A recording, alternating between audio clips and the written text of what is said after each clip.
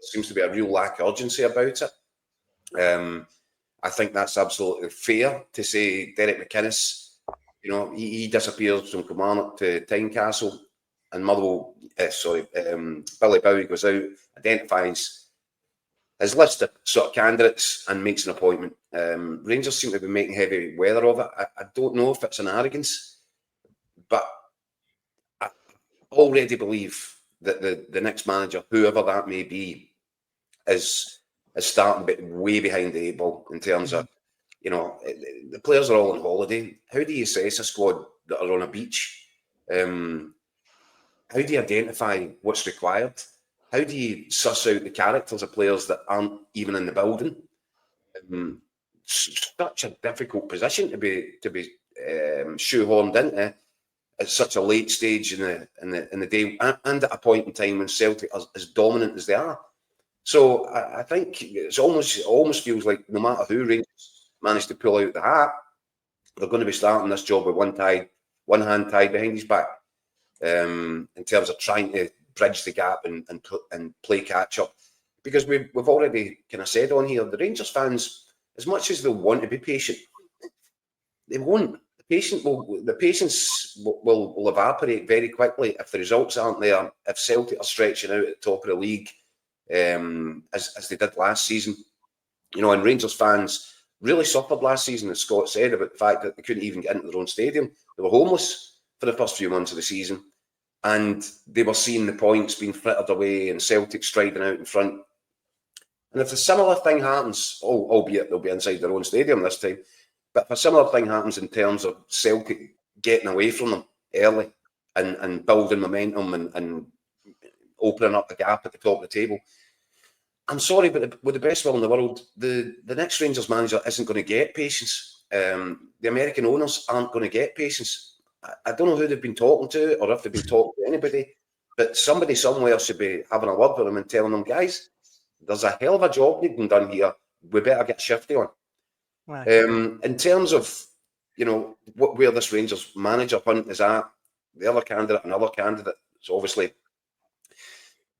has had conversations with Rangers and does think that he's in the running for Rangers, is Russell Martin.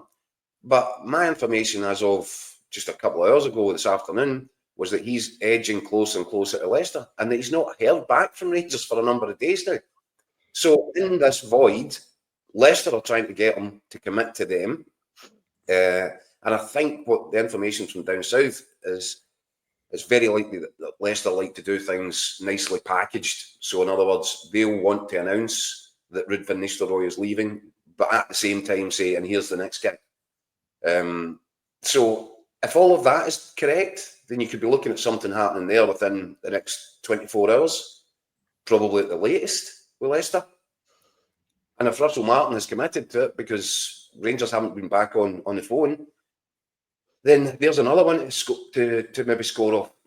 So I think the whereabouts of Ancelotti right now is key. And what's really interesting, Daniel, of course, is that 7 p.m. UK time, Carlo Ancelotti will be facing the Brazilian media, having been officially presented to them as the Brazil national coach. And I think some of our more clever operators have already tried to get into the ears of a few journalists that might be in that room and priming them with a question, which I don't think Davide Ancelotti is going to be top of the Brazilian news agenda. But hopefully we can find a friendly ally that might be capable of just running that past, because I think there will certainly be questions asked about what Carlo Ancelotti's backroom team is going to look like. Aye. Before we go any further, Scott, our pal Gianni, exclusive, says Davide's dad's buying him an ice cream on the Copacabana today. My sources are saying. So there you go. What do you make of it, Scott? See, just in terms of the process, Daniel, what I'm struggling to get my head around is, I understand that the takeover and the involvement of the Americans, whether it be Andrew Kavanagh or 49ers guy, Greta Steinson, I understand that obviously complicates matters in terms of Rangers as a club going to find a new manager. But Philippe Clement was sacked on the 23rd of February, I think. No, 13 weeks ago. I I can't quite get my head around why the process is only starting now. And Rangers will tell you that, or certainly last week, they were telling you that the process is at an early stage. I don't really understand that, because Patrick Stewart as chief exec, Niels Coppin as recruitment director or technical director, whatever his title is, should they not have been out, identifying potential managerial candidates? It's got my information that they're not even involved in the process. Yeah, That's interesting. It's Kevin Fairwell and Greta Steinson. And so well, you can only conclude from that is that the board decided that they didn't want to have the responsibility of taking on the next managerial appointment, and that they had to find themselves a sporting director, and that's his responsibility.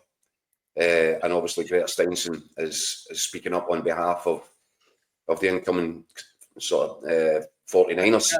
How can you be the CEO of a football club and you've got no involvement in getting the next manager? And the thing about Fairwell, and that takes me on to my next point. I seen one of the comments coming up there saying, telling us that it's no difficult. Fairwell, Coppin and Steinson are dealing with the new signings.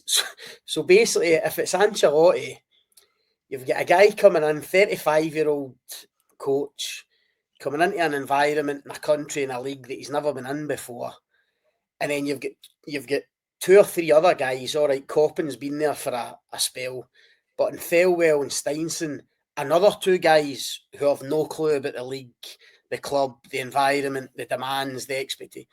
But they're going to source all of these players and just hand them to David Ancelotti and say, away you go. I mean, look, I might be naive, but if I was a Rangers fan, I'd be seriously worried if that was the situation, get into a new season. A brand new manager who's never been in charge of a team before, coming in to work with a group of players that he's never had before, and a new sporting director just bringing players in and letting players go when the head coaches get no say in that. That to me would be astonishing for a club trying to somehow catch Celtic and somehow trying to go and win a title at the start of next season. And people say about Ange Postecoglou is the perfect example of how he came in late and it clicked right away. First thing Ange Postecoglou did was go and get his own men in. Had to go and get Kyogo and Joe Hart and the people that he'd identified to come in straight away.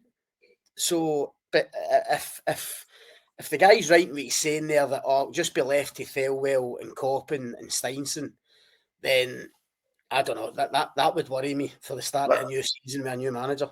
The other kind of complication in that, Scott, is so let's look at the candidates so far as we know. Steven Gerrard 1, Davide Ancelotti 2, Russell Martin 3. 3 guys we can only assume, because we don't know what Ancelotti's managerial style, but the chances are that's 3 guys with 3 very, very, very different philosophies. Certainly Steven Gerrard and Russell Martin are not similar. So if you're a manager, and you're absolutely right, and what Big Ange identified was he knew what style of play that he wanted to adopt and his way forward for Celtic. And he was able to then say, right, a Kyogo, Rio Hatate, these guys are going to come in and they're just going to hit the ground running, because I know that they're exactly what my style of football requires. I don't understand how you can have 3 different guys with 3 different philosophies and they're just going to, outsource the recruitment when 3 different managers would have 3 different opinions on 3 different players. Exactly.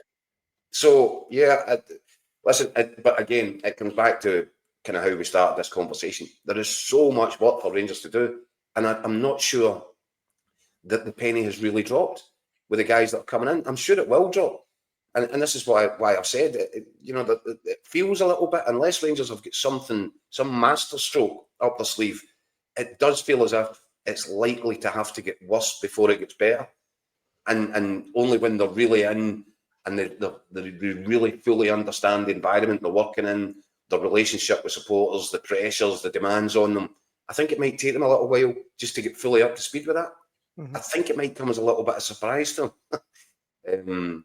But, you know, are they? Is this a good thing for Rangers? Absolutely it is. Did Rangers need complete regime change? 100%. Yeah. But I do think that, you know, this hasn't been a brilliant start in terms of the takeover has taken a whole lot longer than people on the inside expected it to. They don't have a manager in place. Time is running out. The squad is spread all over Europe and beyond just now on holidays. There's so much to do, and there just seems to be a real lack of urgency.